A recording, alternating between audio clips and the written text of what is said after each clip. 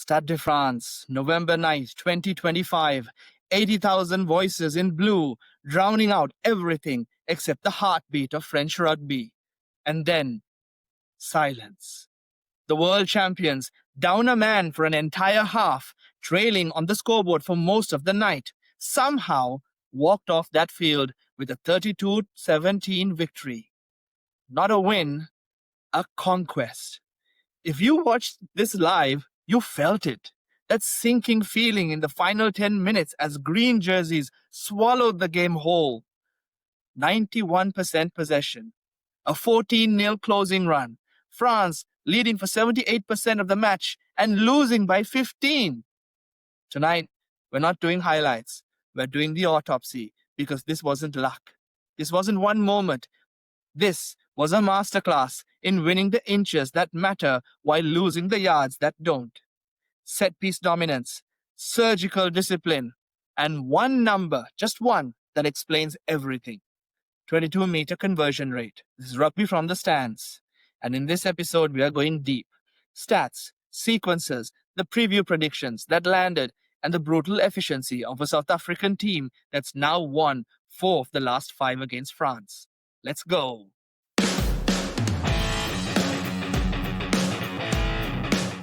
Okay, context first.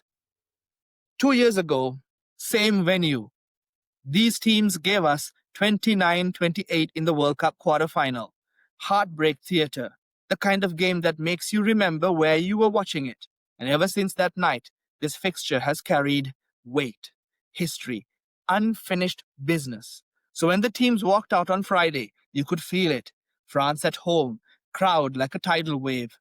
Everything aligned for revenge. And for 62 minutes, they had it. They genuinely had it. Here's the visual I want you to hold in your head. The points flow chart. France leads for 62 minutes. That's 78% of the test match. They're ahead. They're in control. The Boks have a man sent off just before halftime. Lood de Jager, red card. And they'll play the entire second half with 14 men. The script is written. And then South Africa just take it. They rip it away, not with a single moment, but with this relentless, suffocating 10-minute surge. 91% possession in the final stanza, 14 unanswered points. France touching the ball once, maybe twice. The final score, 32-17, plus 15 to the visitors. Now, here's where it gets weird, and this is the spine of everything we're unpacking tonight. South Africa kicked more, they carried less. They had fewer entries into the French 22, and they still scored 4 tries to France's 2. That's not normal. That's not how rugby math usually works. Unless you're doing something most teams can't do, which is turning scarcity into efficiency, making 5 chances worth more than France's 9. So before we go sequence by sequence, player by player, just plant this flag. The team with more territory, more possession, and more attacking entries lost by 15 points at home. That's the headline. The rest of tonight is figuring out how. Right. Accountability time. Last week, I put out a preview of this match. 60 minutes, 3 battlegrounds, 1 wildcard scenario. Let's see what hit and what missed. Because if we are going to learn from this game, we have to learn from our own predictions too. Battleground number 1, the aerial chain. I said whoever wins the skies wins field position, and field position wins the game. Well, South Africa kicked 39 times. France kicked 30. The Boks had a 1 to 2.5 kick-to-pass ratio. France was 1 to 4.8. So yes, South Africa absolutely orchestrated the aerial battle. They moved the game to the zones they wanted. Big tick there. Battleground number 2, gain line versus continuity. I said France would try to go wide and fast. South Africa would try to go direct and physical. And look at the numbers. France had 144 passes to South Africa's 97. More carries too, 101 to 88. But the Boks had 210 post-contact meters to France's 177.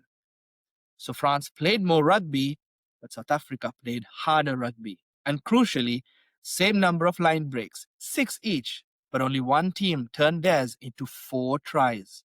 So that prediction, nailed. Battleground 3, set-piece dominance. Oh boy, I said this scrum could be the difference. France won 50% of their scrums. 50%. South Africa, 100. Every single scrum they fed, they won. That's not just an edge. That's a catastrophic platform failure for France. And I'll tell you why it matters. Every French knock-on, every scrum reset became a South African launchpad. You can't build pressure if you're constantly defending off your own errors. And then the wild card, the bench. Last week, I outlined 3 scenarios for how this game could unfold. Scenario number 3 was the least likely, but very much alive. France ahead or level after 60 minutes. Then the Bok bench blows it open late with a 15 to 25 point margin. Final score? Plus 15 in a late surge. Scenario number 3 came home. So here's what I'm taking from that. When you map the right pressure points, set piece, discipline, bench depth, the game becomes readable. Not predictable, but readable. And the box checked every single box we flagged. Discipline? I said they needed to stay under 8 penalties to starve France's launch lineouts. They finished with 7. France had 13. Even with a red card, South Africa won the penalty economy. Set piece, 100% scrum and 100% line out. 0 leaks. Bench impact, we'll get there pretty soon, but spoiler, it was seismic.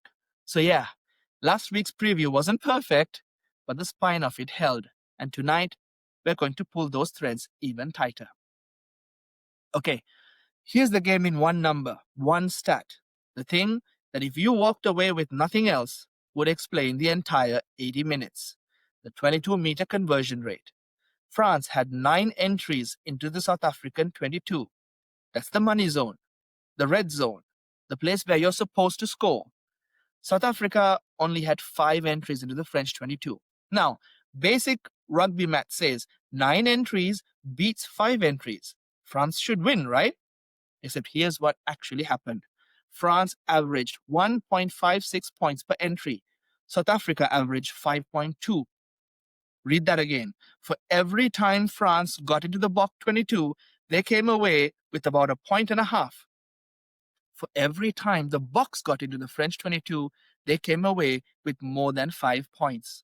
That's not just better, that's ruthless versus wasteful. And here's why this number matters more than territory, possession, carries, passes, or any other stat you're going to see on a broadcast graphic.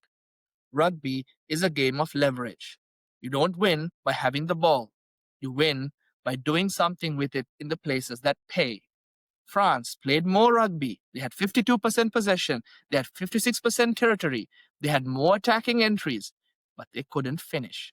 And finishing is the only thing that shows up on the scoreboard. Meanwhile, South Africa played a game of scarcity and surgery. They didn't need 9 chances. They took 5 and turned them into 26 points. That's execution under pressure. That's knowing your plays inside out and running them with precision when you finally get into the zone. So when people say France were the better team for most of the game, they just couldn't close. No. Being better means closing. Being better means knowing how to score when it matters. South Africa were better where it counts. And that's the lesson here. You can dominate the middle 60 meters of the field. You can look good in phase play. But if you can't convert in the 22, you're not playing test rugby. You're playing training ground touch. This number, 1.56 versus 5.2, is the game. Everything else is just explaining how we got there. Let's talk about something that drives casual fans crazy but wins test matches. Kicking. South Africa kicked 39 times. France kicked 30.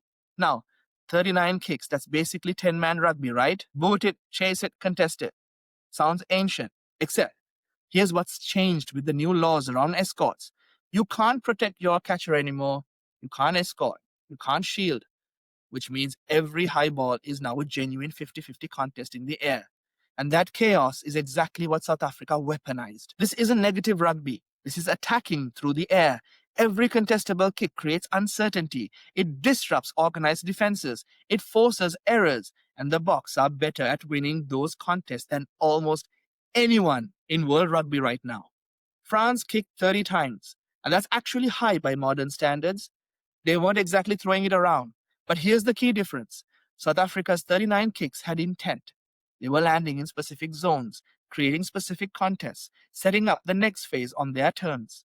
Look at the ratios. The Boks had a 1 to 2.5 kick to pass ratio. France was 1 to 4.8. Both teams kicked plenty, but South Africa used the boot to orchestrate the game, to move the contest into the channels and zones where they had advantages. But here's the thing. France won the overall territory count 56% to 44. They also edged possession 52 to 48%. So they had more ball in better positions on paper, and they still lost by 15. Why? Because South Africa's kicking wasn't defensive, it was offensive, it was strategic. Every kick had purpose.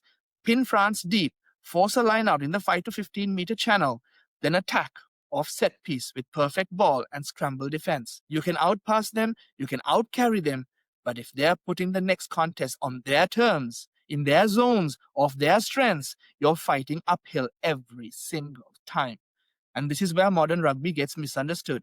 People see kicking and think it's negative, but the best teams in the world, they kick to attack.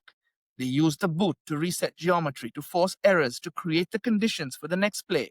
South Africa said, we are playing in the air, in tight channels, off set piece, and then they executed that plan with brutal consistency.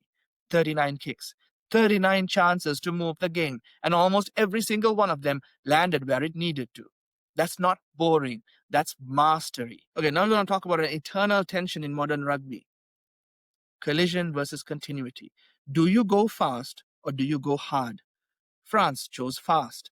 South Africa chose hard. Let's see who was right. France had more passes, 144 to 97. More carries, 101 to 88. And here's one worth noting. They had marginally faster ruck ball. 65% of French rucks delivered the ball in 0 to 3 seconds versus 61% for South Africa. Basically identical, but France had a slight edge in tempo. So France were quicker. They had more touches, more continuity, more of that flowing, multi-phase rugby. And yet, South Africa had 210 post-contact meters to France's 177. That's the stat that tells you who's winning collisions, who's bending the line, who's making the defense work after contact. And here's the kicker. Both teams had 6 line breaks, exactly the same. But South Africa turned those breaks into 4 tries. France turned theirs into 2. So what's the difference? It's about intent. France were trying to create space through volume. More passes, more phases, more movement. South Africa were trying to create space through violence. Hit the line hard, commit defenders, then exploit the scramble. And this is the Tony Brown influence on the Springbok attack, right? He's added handling and width to their game, but he hasn't softened the collision edge. The Boks still carry like they're trying to hurt you. But now, when the defense bites on that physicality, they've got the skills to go wide and finish. It's the evolution of their attack. Choose your moments, go direct with conviction, then have enough skill in support to capitalize. France played volume, South Africa played effective. And in Test rugby, especially against world champions, effective beats volume every single time. Right, time to talk about the foundation. The thing that doesn't get enough love in the highlight packages, but absolutely dictates who wins and loses at this level. Set piece, and specifically the scrum. France won 50% of their scrums. 5 feeds, 5 wins, that's it. South Africa won 100% of theirs. 7 feeds, 7 dominant wins. Let me put that in perspective. At test level, a 50% scrum win rate is a 5-alarm fire. It's a catastrophic platform failure. Because every time you lose your own scrum, you're not just losing possession, you're gifting the opposition territory, momentum, and often a penalty that lets them kick into your 22. And that's exactly what happened here. Every French knock-on became a Bok restart. Every scrum collapse became a South African launch pad. You cannot build sustained pressure if you're constantly defending off your own errors. Pair that with the line-out numbers. France hit 94%, which is tidy, but South Africa posted 100%. 14 feeds, 14 clean wins, 0 leaks. So here's the compounding effect. the Boks could play a low possession, high return game by design. They didn't need the ball for 60% of the match. They just needed perfect platforms on the few possessions they did have. And that's exactly what they got. France didn't have that luxury. Their best strike weapon, fast ball off the top of the line out in the red zone, requires stacking phases. It requires building momentum. And you can't do that if your scrum is a liability and your next restart is a coin flip. So while the tries and breaks get the camera time, this was the foundation.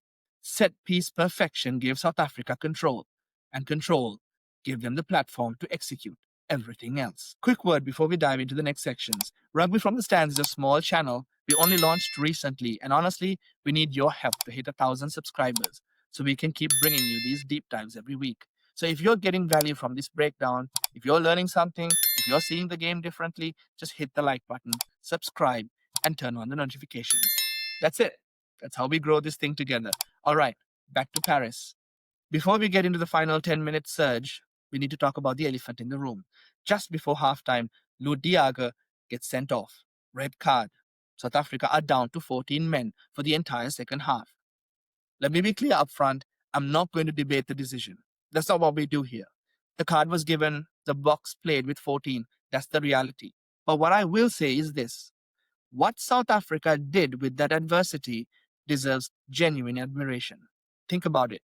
Any other team against France in Paris with a red card at halftime, they fold. They manage the deficit.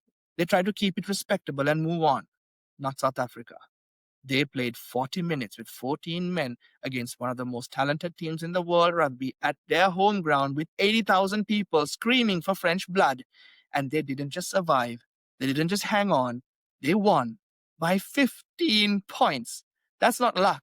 That's not one moment going their way. That's champion mentality. That's a team that knows exactly what to do when everything goes wrong. And here's the context that makes it even more special. This was Siya Kolisi's 100th test match. 100 caps for the Springboks. Their inspirational, talismanic captain reaching a milestone that only a handful of players ever achieved. And alongside him, Rassie was coaching his 50th test in charge of South Africa as head coach. Now, I've heard from coaches that milestone matches can be tricky. They bring emotions that can sometimes work against you. The occasion becomes bigger than the game. There are plenty of examples of players losing on their milestone matches because the team can't quite focus and center themselves. But this South African team wasn't going to let that happen. Not for Siya hitting 100, not for Rassie hitting 50. So when you watch what happened in those final minutes, remember, they were playing with 14 men for their captain, for their coach, for their country in one of the most hostile venues in world rugby, and they delivered a masterclass. So here's where it gets cinematic. For 62 minutes, France were in control. They were ahead on the scoreboard. They had an extra man. The crowd was electric. The narrative was perfect. And then South Africa just flipped it. Not with one moment, not with a single try or penalty, but with this relentless, suffocating 10-minute surge that turned a tight game into a demolition. Here are the numbers that should terrify every other team in world rugby. In the final 10 minutes, South Africa had 91% possession. 91. France touched the ball maybe twice. In the final 10 minutes, the Boks outscored France 14-0. That's not fatigue. That's not luck. That's a team that knows exactly what to do when the game is on the line. So let's break down the sequence behind the surge. And this is where the South African bench strategy becomes fascinating. Because even though they had a 5-3 forward back split on paper, they actually had what you could call a 5.5, 2.5 split. Andre Esterhuizen is a midfielder, center. But because of the red card, he had to play as a flanker. That's another Rassie innovation, the hybrid player. Someone who can slot in both the forwards and the backs depending on what the game demands. It gives you tactical flexibility that most teams simply don't have. So when people talk about the bomb squad, they're usually thinking about the full 6-2 or 7-1 splits. But here, with a man down and a hybrid player covering multiple roles, the Boks still had enough firepower to close out the game. Step 1, pin them deep. Watch the kick chase game in those final minutes. Every South African exit is perfect. Long, contestable, pinning France inside their own 22. The French are now playing from their own goal line, under pressure, with tired legs. Step 2, force the error. Line speed, physicality in the tackle, The Boks aren't just defending, they're hunting, and eventually France cough it up. A handling error, a pressured exit, and South Africa have a line out in the French half. Step 3, win clean ball. 100% line out every single time. Clean off the top, no disruption, and suddenly the Boks have front foot ball with numbers and space. Step 4, explosive carry wave. This is where the bench comes in. Fresh legs, fresh shoulders, the backs adding tempo with the ball in hand. Malcolm Marx, who started at hooker, connecting play like a midfielder, and then the finishers out wide with space created by the forward gain line. And it looks simple. It looks like they are just physically overwhelming a tired French side. But it's not just that. It's the compounding effect of everything we've talked about. Perfect set piece giving them clean ball, elite discipline keeping the penalty count low, and a game plan executed with surgical precision when it matters most. That's the Rassie Erasmus blueprint. That's what makes this South African team so dangerous.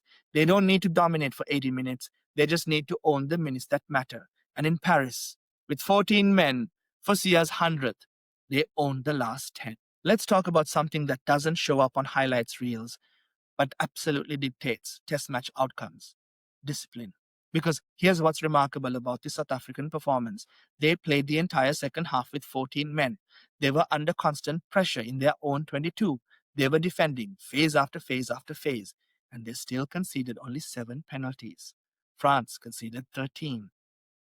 7 conceded while down a man, while defending for huge portions of the game. That's not just good, that's elite, that's world class. And here's why it matters. Every penalty you concede in your own half is a potential launch platform for the opposition. Every piggyback penalty in your 22 is a potential lineout 5 meters out. Every repeated infringement is a yellow card that shifts the entire game state. France conceded 13 penalties, 1 yellow card. Against elite teams like the Springboks, that's catastrophic. It meant they kept giving South Africa easy territory, easy exits, easy chances to reset and breathe when they should have been suffocating them. Meanwhile, the Boks stayed clean. 7 penalties, even with a red card. That's how you starve a high-volume attack of cheap entries. That's how you keep France's total 22 entries at 9 instead of 15. And it's crucial, right? Rassie has built a team that prides itself on discipline under pressure. They don't panic, they don't reach, they trust the system, trust the defense, and wait for the opposition to blink first. France blinked. South Africa didn't. And in a game this tight, with a man disadvantage, that's the difference. All right, let's be fair to France, because there's a version of this story where they almost had it. They did a lot right. Fast ruck balls, 65% of their rucks delivered in 0 to 3 seconds, marginally faster than South Africa's 61%. That's elite tempo. 9 entries into the block 22. That's dangerous volume. Same number of line breaks, 6 each. That's creating opportunity. Individually, Ramos was solid under the high ball. Peno was dangerous every time he touched it. Bere has that gas that makes defenses nervous. So, where did it fall apart? Number 1, scrum stability. We've covered this, but it's worth repeating. 50% scrum win rate is a platform failure. You cannot build a winning performance on a broken foundation. 2, red zone finish. 9 entries, 14 points. That's 1.56 points per entry. The Boks turned 5 entries into 26 points. That's the difference between nice phases and scoreboard. France got into the right areas. They just couldn't execute the final play. 3, discipline. 13 penalties to 7 against elite teams like South Africa. That's catastrophic. That's 6 extra opportunities handed to the opposition. 6 chances to exit, reset, or launch an attack. You can't give a team of that caliber that many free shots, especially when they're down a man and you should be squeezing them. And here's a brutal summary line. The team with more ball, more territory, more entries, and more attacking phases, playing against 14 men for an entire half, lost by 15 at home. That's not bad luck. That's not one call going against them. That's a systemic failure in the moments that matter. And look, France are a good team, a dangerous team. But until they fix 2 of those 3 issues, scrum, finish, or discipline, the ceiling against South Africa is capped. Because the Boks will take your mistakes and turn them into tries. They'll take your errors and turn them into territory. And they'll do it with 14 men if they have to. Let's zoom out, because this result isn't a one-off. It's part of a pattern. South Africa have now won 4 of the last 5 meetings against France. 4 out of 5. And the scary thing for French rugby, the pattern inside those wins is almost identical every time. Edge the set piece, especially the scrum, win your own ball, pressure theirs, turn the platform into a weapon, kick to control, use the boot to dictate field position, and force the opposition to play from areas they don't want to be. Finish at a higher rate. Don't need 10 chances. Just need to convert the 5 you get. Until France flip any two of those three, they're not beating South Africa consistently. It's that simple. And this is a fascinating dynamic in world rugby right now because France have the talent, they have the athletes, they have the depth, they have the flair. But against the box, talent isn't enough. You need ruthlessness, you need precision, you need to be better in the margins. And right now, South Africa are just better in the margins. So where does that leave France? They've got a choice. They can keep playing this high volume game and hope the bounces go their way. Or they can look at what South Africa are doing and ask, how do we add that level of finish to our game? How do we turn our scrum into a weapon instead of a weakness? Because the blueprint is right there. The Boks have shown them exactly what it takes to win these big games. Now it's up to France to answer. So, where does that leave us? With a template, a blueprint, a pattern that's now undeniable. If you're playing South Africa, winning territory and possession isn't enough. You have to keep your scrum at par. You have to stay under 10 penalties, and you have to turn 5-22 entries into at least 2 tries, ideally 3. France did none of those consistently. South Africa did all of them, with 14 men for an entire half, at a hostile venue, under immense pressure, on their captain's 100th test and their coach's 50th test. And that's why the world champions left Paris with another signature win. This is what great teams do. They don't need to dominate every minute. They just need to own the minutes that matter. And in those final 10 minutes, South Africa showed why they're still the best in the world at closing out tight games. For France, the lesson is clear. You've got the talent. Now you need the ruthlessness. For the rest of us, we just got another reminder that Test rugby at this level is won in the margins. Set piece, discipline, finish. Get those right, and you can win from anywhere, even with 14 men. Thanks for riding along tonight. If you liked last week's preview, I hope this deep dive completed the picture for you. Drop your player ratings and your favorite sequence in the comments. I'll be reading them all and responding to them all. And hey, if you're new here and this breakdown gave you a different way of seeing the game, hit that subscribe button and turn on notifications. We're trying to hit 1,000 subscribers and we genuinely need your help to keep making content like this. This is Rugby from the Stands. I'll see you in the next one.